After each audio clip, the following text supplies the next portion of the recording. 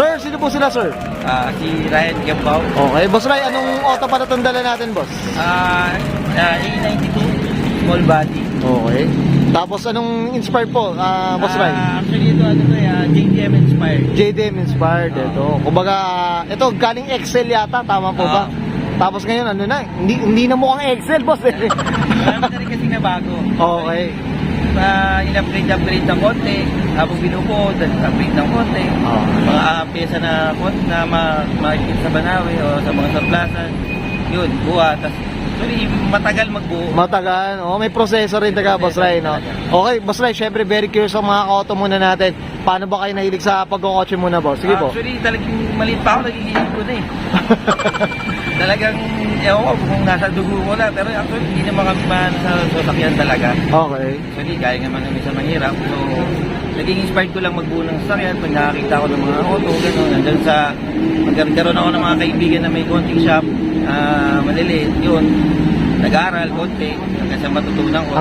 In-upgrade ko na yung sarili ko para matutunan din. Matutunan. At saka, tama ba, Boss Ray? Syempre, ito meron ko yung shop. Tama po ba? Meron yun. Hanggang sa napagtayo tayo ng maliit na business. Sariling shop. Yun. Ito, maalis yung mga auto. Ito, si Quadro X, mga auto. Mamaya, Boss Ray, i-promote natin yung Quadro X, no? Syempre.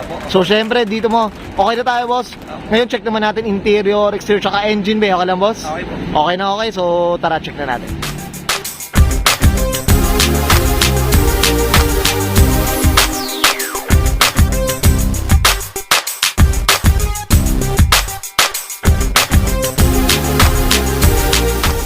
Okay, usapang interior tayo, Boss Ray. Anong meron dito, boss? Sige po. Bali, ang binago ko dito is climate control. Okay. Then, under tray. Tapos, cup holder. Tapos, mayroon din akong clean sa taas. Ay, ito. Parang i-repayan niya. Oo, no? Ito, mahal na rin talagang small body, tama ba? Oo, Boss Ray, mahal no? na rin eh. Iba na rin bumuo ng small body ngayon. Ang hirap na rin kasi maghanap ng mga pyesa. Oo. Ito, Boss Ray, ito, napansin ko yung footlight ba natin, ano ba? Gawa nyo ito. Gawa ko lang yan. Actually, na-inspired lang ako kasi gusto ko medyo magandang tingnan sa flooring. Oo. Malamig sa mata. Malamig sa mata. Yan mga ka-auto. Ay, so yan, bumabalik yan magiging yung mga, di ba green kasi yung Japan eh, no? So ito iba, ang masarap sa mata mga ka-auto. Yan po siya. Sige po. Yan, keyring. Naglagay ako ng keyring. Okay lang. Tapos nag-stay ako sa stock na JL na gauge. Kasi dati XL lang. Oo. So wala siyang RPM. So nagpalit ako ng gauge na GL para magkaroon siya ng RPM na. Oo, tama. Tapos GT seats. Yan, mga ka-auto. Gen 1. Gen 1. Ito pati likod, boss. Ito Ako, straight Gen 1. Gen 1. Yung ano pala, Boss Ray, itong mga sidings natin, ano ba, napalitan na rin ba? Napalitan na JDM siding. JDM na rin. Oo. Left to right yung mga switch. Okay. Ay, oo. Nag-wiring kasi ito mga ka-auto. Kaya, ito sobrang siya na mismo, hands-on na hands-on. Diyos ko. Lahat ng nakakabit dito working. Tapos, Working. Power side mirror. Ikaw na rin talaga gumawa, Boss Ray. Ginamit ko na. Actually, halos lahat ng auto na to, halos iba mga binago ko na. Oo. From XL, talagang medyo in-upgrade. Medyo, yung pangbata na, na estado. Easy access na siya. Easy, ayun. Okay. Yan. Okay. Boss Ray, okay ka na dito, boss? Ayan, ano boss? Meron ka ba dito? Sa likod or whatever, boss? Yung sa likod ko, yun lang yung parang defogger niya. Okay. Para sa vision sa likod, para hindi ka nasisilaw sa mga naka-bright. Okay. Hindi tumatago sa rear view mo yung ilaw, oo. Yun, rare pops na yan, I'm sure yan, ha? Okay, Boss Ray, okay na tayo dito sa interior? Opo. Check naman natin yung labas, so tara, check natin.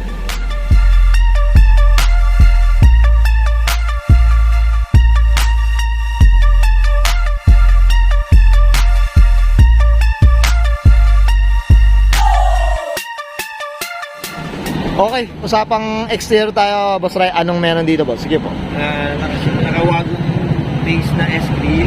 Okay. Tapos naka-ray brake na headlight. Okay. Tapos JDM bumper. Oo, ito. Tapos JDM chin, original na chin. Ito boss, ito yung parang, two-piece, yung mga ka-auto. Original siya. Hindi ka carbon. Oh, hindi yung carbon, o kaya yung fiberglass lang na ano, eh, no? Magkano na bang presyo ng mga ganyan, Boss Ray? Actually, sa bumper, mga nasa 8,000 lata lang po. Oh, mas maganda yata yung stock na ng Boss Ray. Hindi kakayanin ba? Mahal na rin kasi. Mahal ng ano, yung small body, boss, tama po ba? Mahal din ang pyesa ng Oh, small body. Ito, boss, ito napansin ko, meron yata silang ano dito. Ano to, bumper pole? Ano ba? bumper pole. Actually, wala, Oo. naputol. Nagkaroon ng mga bata. Okay. Ah, ito yung bumper pole na talagang kinakabit sa May ilaw ano. siya. Oo, kinakabit talaga. Hindi yung motorized pa eh. Hindi motorized. Sige, boss. Sa Corolla kasi talaga naka-steady siya. Yung steady rin talaga na. Okay. Dito tayo, boss, right? Boss, usapang kulay tayo. Anong kulay pala na ito? Sige po. Actually, kulay nito, gray lang to eh. Kasi Okay. tinitipla ko namin siya. Pinalagyan ko ng konting twist. Pinangalo ko ng konting orange. Okay. Para medyo parang nagbabayolin siya. Ah, mga pahirapan yata to. Yung mahirap timplahin kasi nga yung kulay talaga actually gray lang ang concept namin dyan. So, in-adjust lang namin ng konti. Inadjust ang inadjust. Ay, oo nga. Ito dito.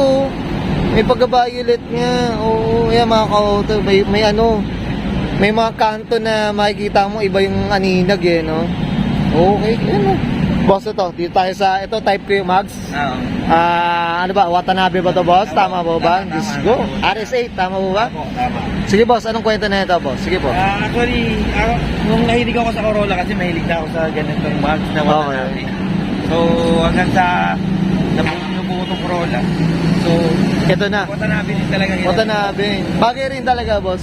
Oo. Ano eh, Actually, ano eh, ewan ko lang kung ano na ako masyado sa Watanabe. Kahit dalawang spare kong ng set ng Watanabe. Watanabe. Oo. Hindi, tsaka period ko rin kasi, boss. Ah, Period tama ko yun. rin. Yan ang mga pinakamagandang ano dyan. Spill dyan. JDM door handle. Okay, yan. Tapos JDM moldings para concept ng bumper. Oo nga, para Straight ko talaga siya eh. na- JDM talaga. Tsaka ito yung may chrome eh, no? Oh, yan, Tama, may chrome. ayan mga ka-auto. Okay. Yan. Ito, boss, tint. Ano ba? Tintless siya? Wala talaga. Tis ganda tayo dito, boss. Tis ganda.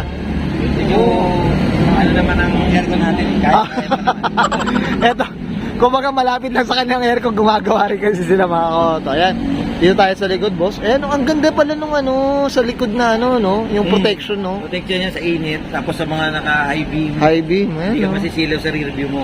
Hindi siya Ah. tatagos dun sa salamin. Salamin, Hindi ka okay. masisilaw. Ganda, okay.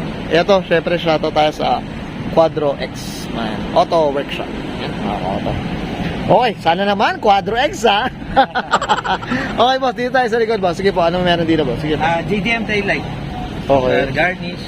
Tapos bumper. Talagang straight JDM. Straight JDM talaga. Para kumbaga, wala nang pupuntahan, dun lang talaga. Parang period correct na. Period correct na lang. Yan. Okay, mga ka-auto. Ito, boss, muffler yata nila. Ano bang muffler nila, boss? Actually yan galing na JDM bumper. Okay. Oval na tip. Oval na tip na, no? Yan, okay. Boss, okay ka na dito sa exterior? Okay na. Siyempre, usapang makina tayo. Mukhang excited ako. So, tara, check na natin. Boss, ano meron dito, boss? Sige po. Actually stock lang to na 1500. Okay. Then in-upgrade ko ng konti, naka 7A na headers. Tapos actually parang ano yan eh, pero parang white band. Okay. Ay, oo. Okay, yes, boss. Sige po.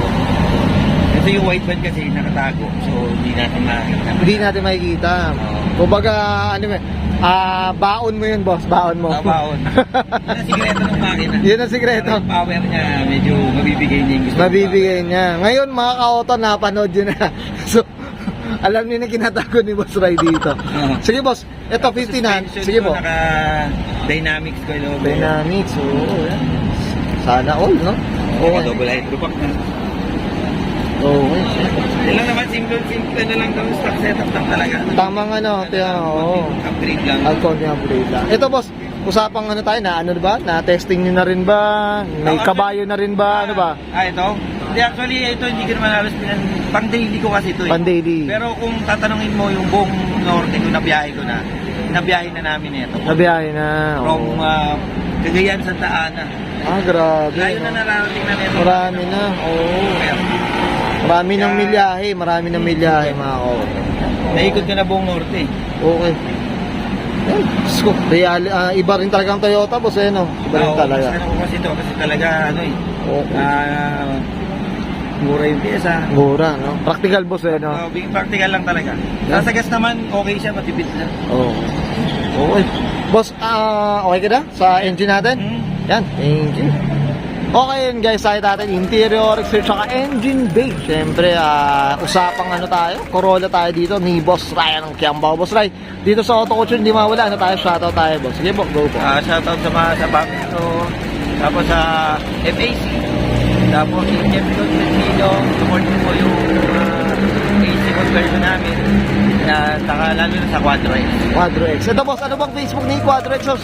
Para malaman din ng mga viewers Quadro natin. X Auto Workshop. Yun, okay. Mga koto, ito, anong services ni Quadro X pala? Actually, halos lahat eh. Yun na, kumbaga, more on ano, kahit engine transplant. Engine, wiring, tapos aircon, Lahat na. tapos kahit mga under chassis. Yun, oh. Kumbaga, kahit wartak nga mga koto. So, please visit yung Facebook page na ito ni Boss Ray or yung Quadro X mismo para makita nila yung mga gawa nila, no? Tama ba, Apo. Boss Ray? Yan. Okay. Boss Ray, okay na ba? Okay na po. Okay, so guys, susbayan ko na and Sir Ryan Kiambao para sa kanyang 1989 Toyota Corolla XL. Usapan JDM inspired, hindi na siya XL mga auto, and this is Auto Culture.